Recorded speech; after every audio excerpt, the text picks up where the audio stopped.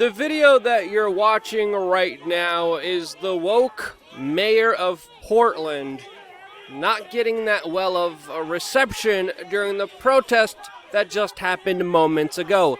Even though he was surrounded by many security guards, as you could see here, he luckily was able to escape. Fascinating video highlighting our political discourse, as of course we are now seeing a suburban sprawl after what could only be described as urban decay, as we're seeing major cities like New York City literally regress into something that could only be described as Gotham. Welcome back, beautiful and amazing human beings. This is Luke Rudowski of WeAreChange.org, and that's why in this video we will be talking about this mass exodus from major cities with, of course, some of the latest context to what is unfolding in Portland, Oregon right now. But before we get into that, as an independent media organization, of course, we are 100% demonetized right now, shadow banned, and heavily censored for talking about these important issues with context that, of course, you won't hear many other places, mainly because a lot of alternative media has been just eviscerated and destroyed, taken out by the big monopoly tech companies for the horrible crime of wrongthink. But we are still here, mainly because of your support and us working with companies and businesses that we personally like. One of them is VPN City. It's a product I like, I use. It's very user-friendly. It gives you an extra layer of privacy and security while online. It allows you to easily change your location at the click of a button, lets you bypass censorship of political and even entertainment websites very easily. They are very affordable. We have a referral link set up with them. I like them, I use them, I think you will too. So check out the link down in the description and comments down below to the VPN service that we personally use. Now, when you start paying attention and looking into what is really happening in major cities all across this country, there's no way you will be left not shocked and surprised by the current events, especially with what is happening now to the previously known whitest city in America, one of the least diverse cities in all of the United States, and that, of course, is Portland, Oregon, that has been the center of attention for the rest of the country, especially after all the major protests that are happening down there, which the mayor of that city, Ted Wheeler, just moments ago decided to see for himself. And after his experience, he is now officially publicly denouncing the federal officers involved in the protest for their, quote, egregious overreaction, as many mainstream media organizations are running with the headline that he was left coughing and wincing since he experienced a little bit of tear gas. Now, yes, that's one thing that happened during this event, and I've been hit with tear gas many times. Surely it is not pleasant, but he definitely didn't come with the right equipment, as his mask and goggles were definitely not the ones you want to wear during civil unrest, especially if there's tear gas around. But of course, if the mainstream media is running with just the headline that he was tear gassed, that's a very incorrect one, as you could also see many videos of him getting verbally and physically abused, with even chants against him that many in the crowd sang. He even had a bunch of shrapnel thrown at him. And as you could see from the video that we began this video with, he barely got out of there, even though he had a lot of professional big security guards that were most likely trained by the police or military around him, since, of course, he said, allegedly according to the protest, that he didn't want to fully disband the entire police department, which led to this event that we began the video with, which kind of left him dumbfounded.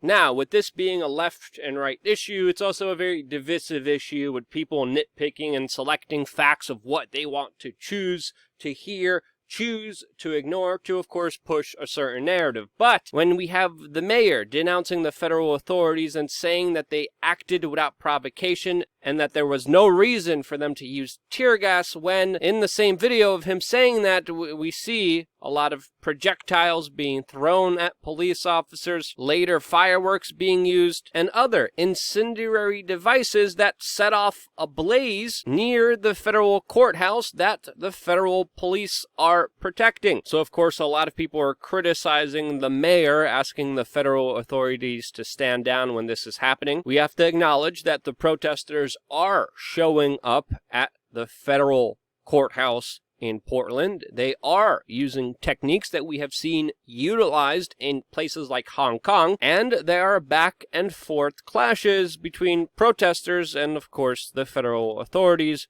watching the federal courthouse. It has turned violent on both sides, but to characterize one side as peaceful and the other not is intellectually dishonest. Now, there are people memeing about this situation, jokingly talking about how the federal secret police have now disguised themselves as rioters, so the Democratic white liberal mayor will let them do whatever they want. But we have to see things here honestly from a true perspective. There was also an incident that is getting highly scrutinized where the federal police officers that were labeled the secret police by USA Today apprehended two people in unmarked cars, questioned them, and later released them. I've seen this event talked about a lot in libertarian circles. Of course, a lot of people have concerns about federal overreach. I've also seen a lot of disinformation about these two people that were questioned being, quote, disappeared. And they weren't. They were released. Now, this has created a legal back and forth between the state,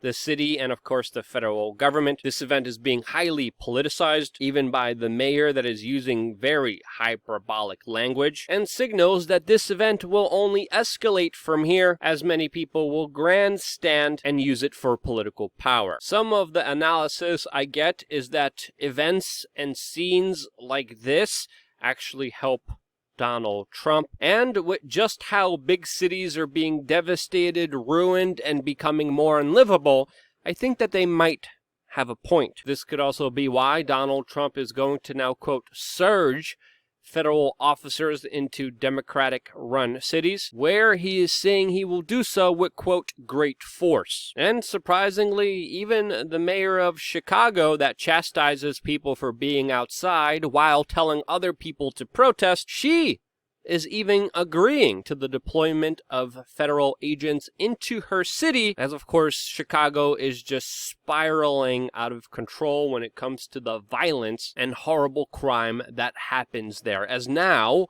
we're getting information that children as young as 10 years old, 10-year-olds running around with firearms, carjacking 16 people. Yes, 16 people were carjacked by a gang of armed children as young as 10 in Chicago. There's a reason you call it Chirac. Some would say there's no hope for Chicago, and I could understand their pessimism coming from New York City, which also is seeing a massive uptick in violence. And we have to understand that this happens because of a number of reasons, some of which includes fatherless homes, the education system, globalization, multinational corporations robbing and pillaging the middle class, cultural influences, and also, by the way, police protests. Yes, police sometimes decide to protest, as they have done many times in New York City, by creating a slowdown and just deciding not to do their job. And I could speak from personal experiences, having incidences where